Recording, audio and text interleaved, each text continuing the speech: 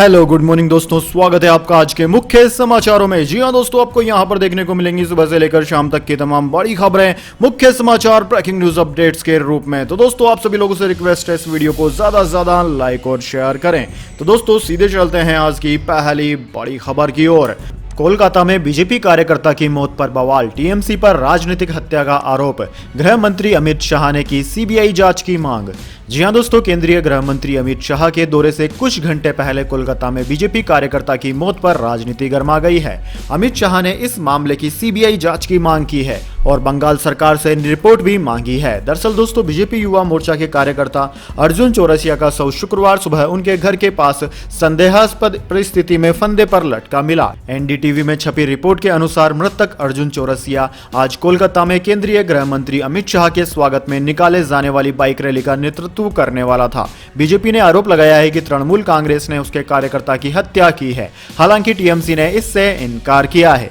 कोलकाता में अर्जुन चौरसिया के परिजनों से मिलने के बाद केंद्रीय गृह मंत्री अमित शाह ने कहा कि इस हत्याकांड में शामिल किसी भी दोषी को बख्शा नहीं जाएगा। इसके बाद दोस्तों, अगली बड़ी खबर, तजिंदर बग्गा की गिरफ्तारी पर हुआ बवाल, भाजपा नेता को लेकर लौटी दिल्ली पुलिस, आपके दफ्तर के बाहर भाजपा का जोरदार प्रदर्शन। जी हां दोस्तों, दिल्ली भाजपा के नेता तजिंदर बग्गा को हरियाणा पुलिस ने दिल्ली पुलिस को सौंप दिया है। दिल्ली पुलिस बग्गा को लेकर दिल्ली पहुंच गई है। बग्गा को पंजाब पुलिस ने शुक्रवार सुबह दिल्ली से गिरफ्तार किया था। बग्गा को माहौली कोर्ट में पेश करने के लिए पंजाब लाया जा रहा था। आधे रास्ते में पंजाब पुलिस की गाड़ी को हरियाणा पुलिस ने कुरुक्षेत्र में रोक लिया। उधर भाजपा कार्यकर्ता आम आदमी पार्टी के दफ्तर के बाहर जोरदार प्रदर्शन कर रहे हैं। वहां पुलिस ने बैरिकेड्स लगाए हैं। दोस्तों, भाजपा कार्यकर्ता बैरिकेड्स लांघकर आपके दफ्तर में घुसने की कोशिश कर रहे हैं। दिल्ली पुलिस द्वारा बग्गा को साथ में ले जाने के खिलाफ पंजाब सरकार ने हाई कोर्ट में पिटीशन दायर कर दी है। सुनवाई के दौरान पंजाब सरकार ने मांग की कि बग्गा को दिल्ली जाने से रोका जाए, उसे हरियाणा में ही रखा जाए। हाई कोर्ट ने उनकी यह मांग ठुकरा दी। दिल्ली और हरियाणा पुलिस ने पंजाब पुलिस के किसी भी अफसर को डिटेन करने से इनकार किया है। इस मामले में हाई कोर्ट ने आज शाम तक दोनों को एफिडेविट फाइल करने के लिए कहा है। इसके बाद दोस्तों, अगली बड़ी खबर, जम्मू कश्मीर में भारत के इस कदम पर भड़क गया पाकिस्तान, कहा मुस्लिम आबादी को कमजोर करने की है कोशिश। जी हां दोस्तों, जम्मू कश्मीर में चुनाव कराने को लेकर परिसीमन आयोग ने विधानसभा और संसदीय क्षेत्रों के परिसीमन को लेकर अंतरिम रिपोर्ट जारी की है, जिसे लेकर पाकिस्तान ने आपत्ति जताई है। इस्लामाबाद के विदेश मंत्रालय ने इस्लामाबाद में भारतीय दूतावास के एक अधिकारी को तलब कर एक डिमोर्शे सौंपा है। पाकिस्तान ने परिसीमन आयोग की रिपोर्ट को खारिज किया है। भारत सरकार ने परिसीमन आयोग को जम्मू कश्मीर के विधानसभा और संसदीय क्षेत्रों की सीमाओं को दोबारा निर्धारित करने का काम सौंपा था। इसके बाद दोस्तों, अगली बड़ी खबर, कोरोना ने टाले एशियन गेम्स, चीन में कोरोना के बढ़ते मामलों के चलते एशियन गेम्स की तारीखें बदली, 10 से 25 सितंबर तक होना था आयोजन। जी हां दोस्तों, चीन में कोरोना के बढ़ते मामलों को देखते हुए इस साल सितंबर में होने वाले एशियन गेम्स टाल दिए गए हैं। एशिया ओलंपिक काउंसिल ने कहा है कि एशियन गेम्स की तारीख में बदलाव किया जा सकता है। इसे आगे कब करवाया जाएगा, इसकी घोषणा जल्द ही की जाएगी। एशियन गेम्स का आयोजन 10 से 25 सितंबर के बीच चीन के शिनजियान प्रांत के होंजो समेत 5 शहरों में होना था। दोस्तों, आपकी जानकारी के लिए बता दें, चीन में कोरोना के मामले तेजी से बढ़ रहे हैं। 26 शहरों में लॉकडाउन लगा हुआ है। 21 करोड़ की आबादी घरों में है। जिजिगियान, जिलिन, शंघाई, बीजिंग समेत 8 प्रांतों में लगभग 2 महीने से स्कूल बंद हैं। यहां ओमिक्रॉन वायरस के कारण संक्रमण के केस कम नहीं हो पा रहे हैं। इसके बाद दोस्तों, अगली बड़ी खबर, देश में बिजली की डिमांड 20% बढ़ी, सरकार ने इमरजेंसी कानून लागू किया, विदेशी कोयले पर चलने वाले बंद पावर प्लांट चालू होंगे। जी हां दोस्तों, देश भर में बिजली की बढ़ती डिमांड को देखते हुए सरकार ने शुक्रवार को एक इमरजेंसी कानून लागू किया है। केंद्र ने विदेशी कोयले पर चलने वाले कुछ निष्क्रिय पावर प्लांट्स में फिर से प्रोडक्शन शुरू करने के लिए कहा है।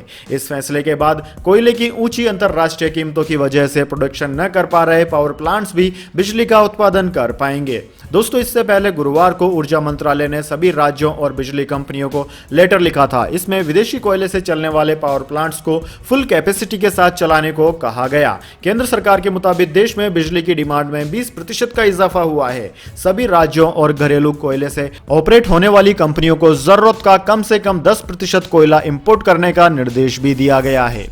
इसके बाद दोस्तों, अगली बड़ी खबर, बिहार की राजनीति में पीके के दखल से नाखुश हैं सीएम नीतीश कुमार, कहा किसी की राय महत्वपूर्ण नहीं। जी हां दोस्तों, चुनावी रणनीतिकार प्रशांत किशोर के बिहार के पिछड़ने को लेकर दिए गए बयान पर मुख्यमंत्री नीतीश कुमार नाखुश नजर आ रहे हैं। शुक्रवार को मुख्यमंत्री नीतीश कुमार ने सीधे तौर पर कोई जवाब नहीं दिया, लेकिन इतना जरूर कहा कि कौन क्या बोलता है इसका कोई महत्व नहीं है। उन्होंने यह भी कहा कि बिहार में क्या काम हुआ है वह सभी जानते हैं। दोस्तों, आपकी जानकारी के लिए बता दें, एक कार्यक्रम में भाग लेने पहुंचे मुख्यमंत्री नीतीश कुमार से जब पत्रकारों ने पीके के बयान के संबंध में पूछा, तब उन्होंने कहा कि कौन क्या बोलता है इसका कोई महत्व नहीं है, महत्व सत्य का है। उन्होंने पत्रकारों से ही कहा कि आप सब जानते हैं क्या हुआ है और क्या किया गया है। मुख्यमंत्री ने कहा कि आप सब लोग ही बता दीजिए क्या हुआ है। उन्होंने यह भी कहा कि किसी के कहने और बोलने को महत्व मैं नहीं देता हूं।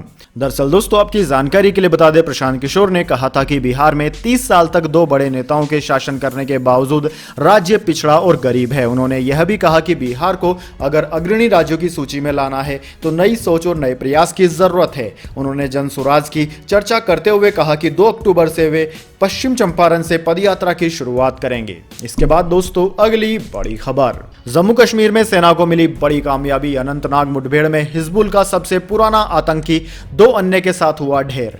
जी हां दोस्तों, जम्मू कश्मीर के अनंतनाग जिले में शुक्रवार को सुरक्षा बलों के साथ हुई मुठभेड़ में हिजबुल मुजाहिदीन के 3 आतंकवादी मारे गए। पुलिस ने यह जानकारी दी है। पुलिस के एक अधिकारी के मुताबिक अनंतनाग जिले के पहलगाम क्षेत्र के श्रीचंद वन क्षेत्र में आतंकवादियों की मौजूदगी के बारे में मिली खुफिया जानकारी के आधार पर सुरक्षा बलों ने वहां घेराबंदी और तलाशी अभियान शुरू किया था। पुलिस अधिकारी के अनुसार सुरक्षा बल के जवान जब एक विशेष क्षेत्र की ओर बढ़ रहे थे तो वहां पहले से मौजूद आतंकवादियों ने उन पर गोलीबारी शुरू कर दी। सुरक्षा बलों ने जवाबी कार्रवाई की, जिसके बाद तलाशी अभियान मुठभेड़ में बदल गया।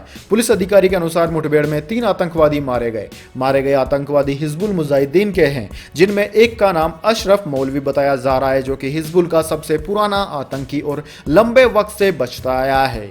इसके बाद दोस्तों, अगली बड़ी खबर, ओडिशा पर तूफान का खतरा। 48 घंटे तक पूरी ढेंकनाल समेत 18 जिलों में येलो अलर्ट। एनडीआरएफ की 17 और ओडीआरएफ की 20 टीमें तैनात। जी हां दोस्तों, चक्रवाती तूफान आसनी के खतरे को देखते हुए ओडिशा सरकार ने 18 जिलों में येलो अलर्ट जारी किया है। मौसम विभाग की ओर से कहा गया है कि अगले 48 घंटों में 40 से 50 किलोमीटर प्रति घंटे की रफ्तार से तेज हवाएं चल सकती है। सरकार ने खतरे को देखते हुए एनडीआरएफ की 17 और ओडीआरएफ की 20 टीमें तैनात की है। दोस्तों, 175 फायर ब्रिगेड टीमों को भी लगाया गया है। दूसरी ओर नोएडा के कुछ हिस्सों से ओले गिरे हैं। उत्तरी राजस्थान, अरावली और दिल्ली एनसीआर पर बादल छाए, जिसके कारण कुछ ही स्थानों पर बारिश और ओलावृष्टि दर्ज की गई। इसके बाद दोस्तों, अगली बड़ी खबर, एलन मस्क को ब्रिटिश सांसद ने ट्विटर के भविष्य पर चर्चा के लिए भेजा बुलावा। मस्क ने कहा अभी नहीं। जी हां दोस्तों, ऑनलाइन सेफ्टी कानून के ड्राफ्ट की जांच कर रही एक ब्रिटिश संसदीय समिति ने एलन मस्क को ट्विटर खरीदने की योजना और सोशल मीडिया प्लेटफॉर्म ट्विटर के लिए प्रस्तावित परिवर्तनों पर चर्चा के लिए बुलावा भेजा है। संसद की डिजिटल कमेटी ने बुधवार को टेस्ला के सीईओ से उनके प्रस्तावों के बारे में डिटेल से सबूत देने को कहा। अरबपति एलन मस्क ने ब्रिटिश संसदीय समिति से कहा कि इस बारे में जवाब देना अभी जल्दबाजी होगी। मस्क ने एक ईमेल में कहा कि मैं सम्मानित हूं और संसद के उनके आमंत्रण के लिए धन्यवाद देता हूं, लेकिन इस समय यह स्वीकार करना जल्दबाजी होगी। उन्होंने कहा कि इस सौदे को मंजूरी देने के लिए अभी शेयर होल्डर्स ने वोट नहीं दिया है। इसके बाद दोस्तों, अगली बड़ी खबर, 2016 से 7.5 लाख भारतीयों ने छोड़ी नागरिकता। 6000 विदेशियों को मिली भारतीय राष्ट्रीयता। सरकारी डाटा। जी हां दोस्तों, सरकारी आंकड़ों से पता चलता है कि 2016 के बाद से करीब 7.5 लाख भारतीयों ने अपनी नागरिकता छोड़ दी है, जबकि इसी अवधि के दौरान 6000 विदेशियों को भारतीय नागरिकता दी गई है। दोस्तों, CNN न्यूज 18 द्वारा दिए गए विश्लेषण में यह बात सामने आई है। राज्यसभा में पेश किए गए विदेश मंत्रालय के आंकड़ों में कहा गया है कि व्यक्तियों ने अपनी निजी कारणों से भारतीय नागरिकता छोड़ दी और कम से कम 106 देशों में चले गए। 2016 से 2021 के बीच कुल 7,49,765 भारतीयों ने अपनी भारतीय नागरिकता का त्याग किया, जिनमें से 2019 में सबसे अधिक 1.44 लाख लोगों ने भारतीय नागरिकता छोड़ी, जबकि इसके पहले 2016 में 1.41 लाख लोगों ने भारतीय नागरिकता का त्याग किया। हालांकि वर्ष 2020 में संख्या में भारी गिरावट देखी गई। संसद में पेश किए गए मंत्रालय के आंकड़ों में और गहराई से झांकने से पता चलता है कि 2017 से 6.08 लाख भारतीयों ने विदेशी राष्ट्रीयता के लिए अपनी नागरिकता छोड़ दी है। 2017 के बाद से देश छोड़ने वाले भारतीयों का बड़ा हिस्सा अमेरिका, कनाडा, ऑस्ट्रेलिया और इंग्लैंड चला गया। 2017 के बाद से ये 4 देश भारतीय नागरिकता छोड़ने वालों में से 82% संख्या के लिए जवाबदेह हैं। इसके बाद दोस्तों अगली बड़ी खबर, इलाहाबाद हाई कोर्ट का बड़ा फैसला, कहा लाउड स्पीकर का इस्तेमाल मौलिक अधिकार नहीं है। जी हां दोस्तों, देश भर में चल रहे लाउड स्पीकर विवाद के बीच में ही इलाहाबाद हाई कोर्ट ने भी इस मसले पर अहम फैसला सुनाया है। कोर्ट ने कहा है कि मस्जिदों में अजान के लिए लाउड स्पीकर का इस्तेमाल मौलिक अधिकार नहीं है। इसके साथ ही कोर्ट ने लाउड स्पीकर का इस्तेमाल किए जाने की इजाजत दिए जाने की मांग वाली याचिका को खारिज कर दिया। इलाहाबाद हाई कोर्ट ने बदायूं की नूरी मस्जिद के मुतलवी इरफान की याचिका सुनवाई के बाद खारिज कर दी। इसके साथ ही हाई कोर्ट ने अजान के लिए लाउड स्पीकर की इजाजत दिए जाने से इनकार भी कर दिया है। दरअसल दोस्तों आपकी जानकारी के लिए बता दें, बदायूं के बिसोली तहसील के धोरनपुर गांव की नूरी मस्जिद के मुतालवी इरफान की तरफ से याचिका दाखिल की गई थी। याचिका में एसडीएम समेत 3 लोगों को पक्षकार बनाया गया था। एसडीएम द्वारा लाउड स्पीकर के इस्तेमाल की इजाजत वाली अर्जी को खारिज किए जाने को चुनौती दी गई थी। अदालत ने इस मामले में दखल देने से इनकार कर दिया। कोर्ट ने याचिका में की गई मांग को गलत बताया और अर्जी को खारिज कर दिया।